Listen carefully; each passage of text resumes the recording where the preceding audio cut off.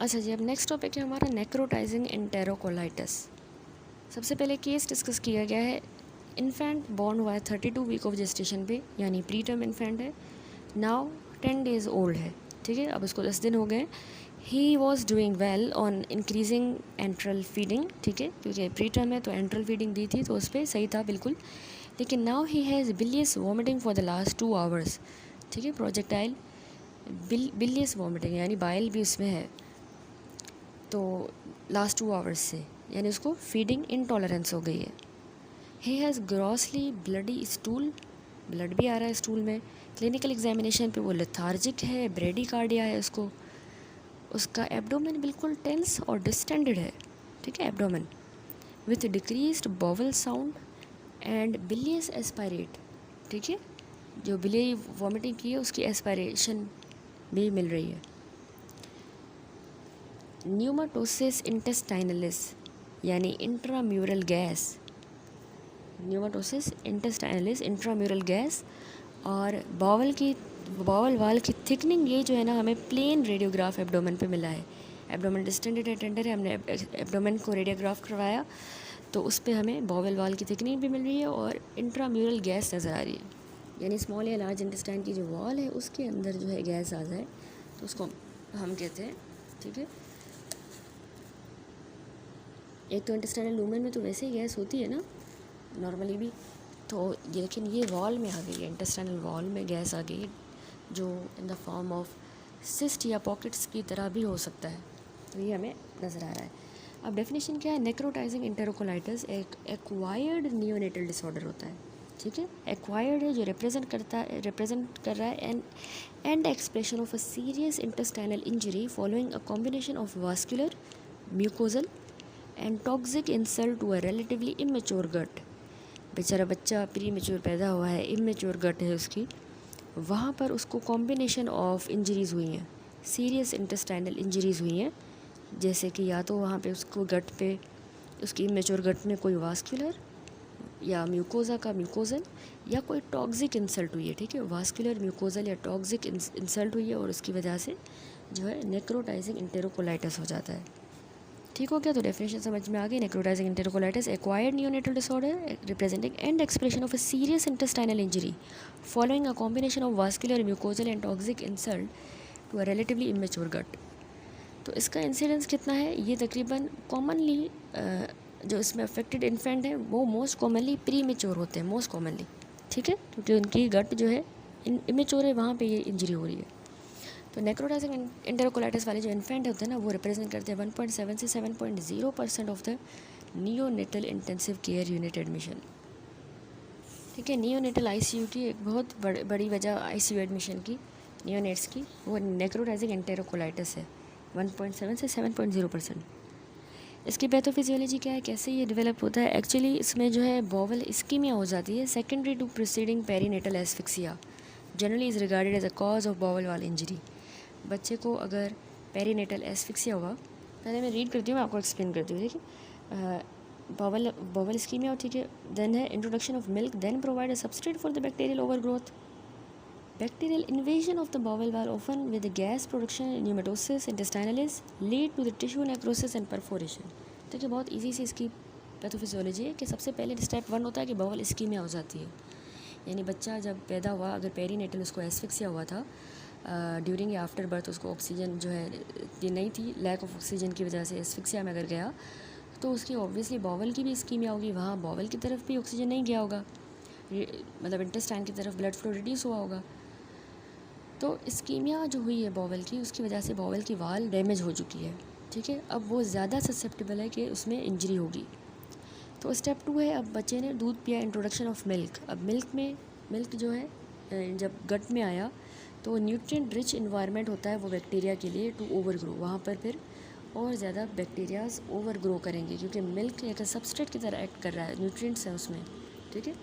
तो बैक्टीरिया ने आके इन्वेड किया, उस पहले से वो इंजर्ड कॉम्प्रोमाइज्ड बॉवल वाल थी, वहाँ पे आके बैक्टीरिया ने इन्वेड कर दिया, फर्दर डैमेज हुआ। स्टेप 3 ये हुआ कि बैक्टीरिया ने इन्वेड की और गैस की प्रोडक्शन की, गैस प्रोड्यूस की, तो वहाँ पे न्यूमाटोसिस इंटेस्टाइनलिस यानी इंटेस्टाइन की वाल को उसने इन्वेड किया ना बैक्टीरिया ने, वहाँ वाल में उसने गैस प्रोड्यूस की, और टिश्यू नेक्रोसिस होगी, यानी कॉम्बिनेशन ऑफ इस्कीमिया, बैक्टीरिया ने इन्वेड किया, गैस प्रोड्यूस हुई, तो उसके नतीजे में टिश्यू की नेक्रोसिस हो जाएगी, death of the intestinal tissue. तो फिर लास्ट में क्या होगा, ऑब्वियसली परफोरेशन हो जाएगी, इंटेस्टाइन की इंटेग्रिटी लॉस हो गई, नेक्रोटिक टिश्यू परफोरेट कर सकता है और बैक्टीरिया, टॉक्सिन्स, ये सारे एब्डोमिनल कैविटी में लीक हो सकते हैं। तभी उस बेचारे बच्चे का एब्डोमेन टेंडर था, डिस्टेंडेड था, तो उसमें लीकेज हो गया है, परफोरेशन हुई है। ठीक है, ये परफोरेशन एक लाइफ थ्रेटनिंग कॉम्प्लिकेशन होती है। ठीक है, क्योंकि इससे पेरिटोनाइटिस हो रहा है, सेप्सिस और भी कॉम्प्लिकेशन हो सकती है। ठीक है, तो पैथोफिजियोलॉजी इसकी ईजी सी। अब कुछ प्री डिस्पोजिंग फैक्टर्स हैं जो कि नेक्रोटाइजिंग एंटेरोकोलाइटिस करवाते हैं। सबसे पहला है प्रीमेच्योरिटी। ठीक है, immaturity of the circulatory, gastrointestinal and immune system. ठीक है, प्रीमेच्योर बच्चे की तो वैसे इम्यूनिटी कम है, जीआईटी इम्यून सिस्टम ये इतने सही डेवलप नहीं हुए, तो उसको ज़्यादा रिस्क होता है प्रीमेच्योर को नेक्रोटाइजिंग एंटेरोकोलाइटिस का। दूसरा, अगर बच्चे को एस्फिक्सिया या अक्यूट कार्डियोपल्मोनरी डिजीज़ है, जैसे मैंने आपको बताया ना कि पेरीनेटल एस्फिक्सिया या कार्डियोपल्मोनरी अगर डिजीज़ हो तो बावल की इस्कीमिया होती है अल्टीमेटली, तो उससे नेक्रोटाइजिंग एंटेरोकोलाइटिस होगा। तीसरा, एंट्रल फीडिंग। एंट्रल फीडिंग जो है मैंने आपको बताया, अगर वो एंट्रल फीडिंग पर हम रखेंगे प्री मेच्योर को, क्योंकि हम वैसे मोस्टली टीपीएन पे पार एंट्रल ही रखते हैं, तो एंट्रल में फिर ये होगा कि वो मिल्क वगैरह जो भी ले रहा है वो इस सबस्ट्रेट की तरह एक्ट कर रहा होता है for the proliferation of bacteria. चौथा, hyper osmolar formula. Hyper osmolar formula से डायरेक्ट म्यूकोजल डैमेज हो सकता है। पांचवा, एक्सचेंज ट्रांसफ्यूजन। अब देखें, एक्सचेंज ट्रांसफ्यूजन भी जो है नेक्रोटाइजिंग एंटेरोकोलाइटिस करवा सकता है। Polycythaemia and hyper viscosity syndrome से भी हो सकता है, और कुछ ड्रग्स की यूज़ से जैसे इंडोमेथासिन वगैरह, ये भी नेक्रोटाइजिंग एंटेरोकोलाइटिस करवाती हैं। तो अब क्लिनिकल फीचर्स क्या होंगी, क्लिनिकल फाइंडिंग। सबसे पहले तो एज ऑफ ऑनसेट जो है जेस्टेशनल एज से वेरी करेगी, इन्वर्सली वेरी करती है। ठीक है, यानी अगर प्री टर्म इन्फेंट होगा तो वो necrotising enterocolitis several weeks of age पर ही डेवलप कर देगा, लेकिन अगर वो बच्चा टर्म है, टर्म इन्फेंट है, तो उसको 2 दिन के अंदर जो है नेक्रोटाइजिंग एंटेरोकोलाइटिस होगी।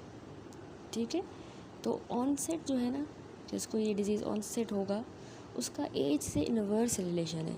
जितना छोटा बच्चा होगा, प्री टर्म होगा, उतना जो है लेट उसको जो है 2 हफ्ते होंगे, कुछ हफ्ते होंगे नेक्रोटाइजिंग एंटेरोकोलाइटिस को ऑनसेट होने में। ठीक है, थोड़ा सा इंपॉर्टेंट है, देख लें। लेकिन अगर वो टर्म है, एज सही है, इतनी प्रीमेच्योर नहीं है, टर्म है, तो उसको जो है जल्दी जो है 2 डेज़ के अंदर तकरीबन नेक्रोटाइजिंग एंटेरोकोलाइटिस का ऑनसेट हो सकता है। ठीक है, दूसरा, गैस्ट्रोइंटेस्टाइनल सिम्टम्स।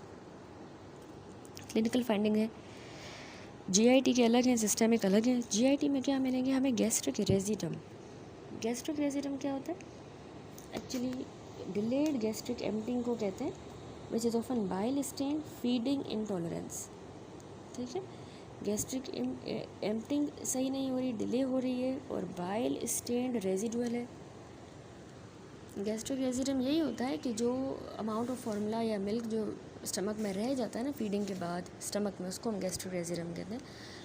तो नेक्रोटाइजिंग एंटेरोकोलाइटिस में गैस्ट्रिक रेजिडम बढ़ जाता है, क्योंकि गैस्ट्रिक एम्पटिंग कम हो गई है ना, तो पीछे वो रेजिडम बढ़ जाएगा, तो उसका मतलब है स्टमक जो है सही से एम्प्टी नहीं हो रहा प्रॉपर्ली, और हमें बाइल स्टेन्ड रेजिडम मिलेगा। यानी जो गैस्ट्रिक रेजिडम है वो एक कंसर्निंग साइन होता है अगर हमें उसमें बाइल भी मिल रहा है, क्योंकि इसका ये मतलब है कि इंटेस्टाइनल कंटेंट भी जो है इंटेस्टाइन वाले वो भी रीगर्जिटेट होकर स्टमक में आ रहे हैं और इंटेस्टाइनल ऑब्स्ट्रक्शन को ही इंडिकेट करते हैं। ठीक है, तो ये भी क्लिनिकल फाइंडिंग हमें जीआईटी में मिलती है, गैस्ट्रिक रेजिडम और बाइल स्टेन्ड होगा वो। दूसरा, वॉमिटिंग होगी, ये भी जीआईटी सिम्टम है।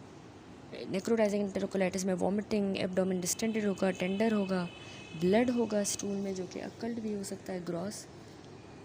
पुअर परफ्यूजन विथ हाइपोटेंशन या शॉक, स्पेशली अगर वो एस्फिक्सिया का है बच्चा और स्पेशली ब्लीडिंग भी हो रही है तो उसको हाइपोवोलेमिक शॉक भी हो सकता है। एब्डोमिनल वाल डिस्कलरेशन, ठीक है, एब्डोमिनल वाल पे हमें एरिथमा मिलेगा टेंडरनेस से, इस वजह से भी। सिस्टेमिक साइंस में बच्चा बेचारा लेथार्जिक होगा, एपनिया होगा, पुअर परफ्यूजन विथ हाइपोटेंशन या शॉक, अनस्टेबल टेम्परेचर, हाइपरग्लाइसीमिया, ठीक है, हाइपरग्लाइसीमिया होगी इसमें, मेटाबॉलिक एसिडोसिस, डाइसेमिनेटेड इंट्रावास्कुलर कोगुलेशन। ठीक है। एट लास्ट जो है इसको DIC हो रहा है। DIC यानी जब एबनॉर्मल ब्लड क्लॉटिंग हो जाती है, ठीक है, तो उसमें ब्लीडिंग भी होती है, थ्रोम्बोसिस भी होती है, तो एट लास्ट DIC। तो ये सिस्टमिक इसमें सिम्टम्स होंगे, क्लिनिकल फाइंडिंग। अब डायग्नोस कैसे करना है कि बच्चे को नेक्रोटाइजिंग एंटेरोकोलाइटिस हुआ है, तो इसमें आपको एक ट्रायड मिलता है, feeding intolerance, abdominal distension and grossly bloody stool. ठीक है, ट्रायड बहुत इंपॉर्टेंट है नेक्रोटाइजिंग एंटेरोकोलाइटिस का, कि मतलब वो डायग्नोसिस के लिए बच्चा जो है उसको फीडिंग इंटॉलरेंस है, यानी वो टॉलरेट नहीं कर रहा फीडिंग। कैसे पता चल रहेगा कि फीडिंग इंटॉलरेंस है? उसको गैस्ट्रिक एरेजिडम होगा या वॉमिटिंग अगर हो रही है तो मतलब वो फीडिंग को इंटॉलरेट नहीं कर पा रहा। दूसरा, उसका एब्डोमेन डिस्टेंडेड है, स्वेलिंग मिलेगी एब्डोमेन की, क्योंकि एक तो गैस भी है, दूसरा फ्लूइड की एक्यूमुलेशन हो गई है, ठीक है, इस वजह से डिस्टेंडेड। और तीसरा, आपको ग्रॉसली ब्लडी स्टूल मिल रहे हैं बच्चे में, जो कि इंटेस्टाइनल इंजरी का साइन है, ठीक है। तो फीडिंग इंटॉलरेंस से खा पी नहीं रहा है, एब्डोमेन भी डिस्टेंडेड है और उसको ब्लड आ रहा है स्टूल में, ये ट्राइड हो गया। देन CBC आपने करवाई, लैब फाइंडिंग्स में भी हम डायग्नोस करते हैं। CBC में आपको white blood cell count elevated मिलेगा, ल्यूकोसाइटोसिस या न्यूट्रोपीनिया, न्यूट्रोफिल्स कम होंगे, थ्रोम्बोसाइटोपिनिया, प्लेटलेट कम होंगे, ठीक है। दूसरा, आपने ब्लड कल्चर करवाया तो उस पर आपको एरोब या एनएरोब पॉजिटिव मिल सकते हैं, जो कि सेप्सिस को इंडिकेट करते हैं, ठीक है। देन सपोर्टिव फाइंडिंग्स जो हमें एब्डोमिनल रेडियोग्राफी पे मिलती हैं, जब हमने एब्डोमिनल रेडियोग्राफी करवाई, ये भी हम करवाएंगे इन्वेस्टिगेशन, तो उसमें जो फाइंडिंग इसको सपोर्ट करती है वो है कि डायलेटेड थिकन्ड बॉवल लूप होंगे, ठीक है। बॉवल लूप डायलेटेड भी है, थिकन्ड हो गया है, और fixed sentinel loop of the bowel. Fixed sentinel loop of the bowel यानी ऐसा सेगमेंट इंटेस्टाइन का जो कि परसिस्टेंटली डायलेटेड है और उसकी अपीयरेंस जो है टाइम के साथ चेंज नहीं हो रही, ठीक है। तो ये जो लूप है ना बॉवल का, वो ऑफन लोकेटेड होता है near the area of inflammation या इंजरी। तो इसमें नेक्रोटाइजिंग एंटेरोकोलाइटिस में ये जो फिक्स्ड सेंटिनल लूप है, ये इंडिकेट कर रहा है कि इंटेस्टाइन की इंजरी हो गई है, यानी इसीलिए ये फिक्स हो गया है। इंटेस्टाइनल डैमेज का या नेक्रोसिस का ये साइन है।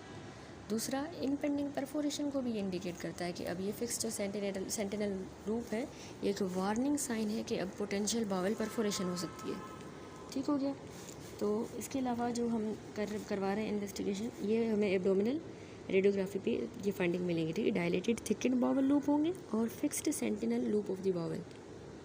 देन आता है हमारे पास अगली जो हम कर रहे हैं हेपेटिक अल्ट्रासोनोग्राफी। हेपेटिक अल्ट्रासाउंड भी करवाते हैं, तो उसमें हमें जो है पोर्टल वेन में भी गैस मिल सकती है कुछ केसेस में। वैसे अदर डायग्नोस्टिक टेस्ट भी हैं, उसमें स्टूल स्क्रीनिंग हम करवाएंगे ऑकल्ट ब्लड के लिए, ठीक है, याद रखिएगा। ऑकल्ट ब्लड को स्क्रीन करने के लिए स्टूल किया तो उसमें जो हिडन ब्लड मिल जाएगा। ABGs करवाएंगे, मेटाबॉलिक एसिडोसिस और एब्नॉर्मलिटीज़ पता चलेंगी। सीरम इलेक्ट्रोलाइट्स करवाएंगे और कोगुलेशन प्रोफाइल, ठीक है। कोगुलेशन प्रोफाइल में हमें ब्लड क्लॉटिंग की एब्नॉर्मलिटीज़ मिलेंगी। तो अब हमारी जो है डिफरेंशियल डायग्नोसिस क्या होगी, बाकी बीच में जो कंफर्मेटरी फाइंडिंग लिखी हुई है एब्डोमिनल रेडियोग्राफी पे जो कंफर्म करेंगे नेक्रोटाइजिंग एंटेरोकोलाइटिस को, वो है अगर बॉवल वाल में एयर नज़र आए, न्यूमाटोसिस इंटेस्टाइनलिस, या फिर अगर परफोरेशन हो with free abdominal gas and portal vein gas, या सीवियर डिजीज़ हो गई तो हमें पोर्टल वेन गैस मिलेगी उसमें भी, और अगर इंटेस्टाइन परफोरेट हो गया तो हमें न्यूमोपेरिटोनियम मिलेगा, ठीक है। तो ये सारी हो गई डायग्नोसिस। अब डिफरेंशियल हम क्या रख सकते हैं इस तरह के, अगर बच्चा आया है हमारे पास प्रेजेंट किया है तो DD में हमारे पास नियोनेटल सेप्सिस भी हो सकता है, ये इंटेस्टाइनल मैल रोटेशन। तो अब किस तरह से आपने मैनेज करना है ऐसे बच्चे को, सपोर्टिव ट्रीटमेंट जो है हमने देना होता है ताकि फ़र्दर इंजरी ना हो इंटेस्टाइन को। इंटेरिक फीडिंग जो है वो डिसकंटिन्यू कर देनी है, ठीक है। सिवियर केसेस में हम इंटेरिक फीडिंग, एक तो हमने इंटेरिक फीडिंग डिसकंटिन्यू की, अगर सिवियर केसेस हैं तो नील पर ओस पर हमने रखना होता है, बिल्कुल कुछ भी नील पर ओस हम नहीं देंगे ओरली फॉर 1 to 2 वीक्स, और उसको हम TPN पे रखेंगे, टोटल पैरेंटल न्यूट्रिशन पर, ठीक है, अगर बहुत ज़्यादा सिवियर केस है नेक्रोटाइजिंग एंटेरोकोलाइटिस का। गैस्ट्रिक ड्रेनेज करेंगे क्योंकि उसमें जो है गैस्ट्रिक रेजिडम भी था, तो NG ट्यूब लगा के गैस्ट्रिक ड्रेनेज करेंगे। IV फ्लूइड या ब्लड भी देंगे बच्चे को, एडमिनिस्टर करेंगे। अम्बिलाइकल कैथेटर अगर लगा है तो उसको रिमूव करेंगे, ब्लड कल्चर के लिए भी भेजेंगे और कोगुलेशन प्रोफाइल भी देखेंगे उसकी, ठीक है, क्योंकि DIC वगैरह भी हो रहा था। Systemic antibiotic usually broad spectrum इसमें हमने देने हैं। और याद रखिए जो नेक्रोसिस हो गई है बॉवल सेगमेंट नेक्रोटिक जो है उसको हमने सर्जिकली रिसेक्ट कर देना है उन इन्फेंट्स के लिए जिनको प्रोग्रेसिव डिटोरिएशन हो रही है और उनके लिए जिनमें इंटेस्टाइनल परफोरेशन हो चुकी है। तो अब वो परफोरेट हो गया है या डिटोरिएशन अगर बढ़ती जा रही है, बच्चे की हेल्थ डिटोरिएट हो रही है, तो फिर वो बॉवल सेगमेंट जो है हम निकाल देंगे, रिसेक्ट कर देंगे सर्जिकली। लास्ट में इसकी प्रोग्नोसिस डिस्कस की गई है कि मोर्टेलिटी रेट जो होता है ना नेक्रोटाइजिंग एंटेरोकोलाइटिस का, वो याद रखिएगा मोस्ट प्रीमेच्योर इन्फेंट्स में हाईएस्ट है, ठीक है, तकरीबन 30% है। प्रिवेंशन क्या है इसकी? नेक्रोटाइजिंग एंटेरोकोलाइटिस के रिस्क को रिड्यूस करने के लिए ब्रेस्ट फीडिंग करवाई जाती है, ठीक है, उससे रिड्यूस होता है रिस्क। हाइपरोस्मोलर फीड्स को अवॉइड किया जाए। Rapid advancement of enteral feed ये अवॉइड किया जाए, एंट्रली जो है, ठीक है, जल्दी एंट्रल फीड पर नहीं रखना, rapid advancement of enteral feed avoid करनी है। And use of probiotics with और विदाउट प्रीबायोटिक्स, ठीक है, प्रोबायोटिक्स देंगे विथ या विदाउट प्रीबायोटिक्स, क्योंकि ये हार्मफुल बैक्टीरिया जो गट को कोलोनाइज करते हैं उसकी जगह पे हम ये गुड बैक्टीरिया दे रहे हैं, ठीक है। तो ये सारी हो गई प्रिवेंशन। दैट्स इट, ये टॉपिक कंप्लीट हुआ। नेक्स्ट वीडियो से इंशाल्लाह हम स्टार्ट करेंगे इंट्रावेंट्रिकुलर हेमरेज।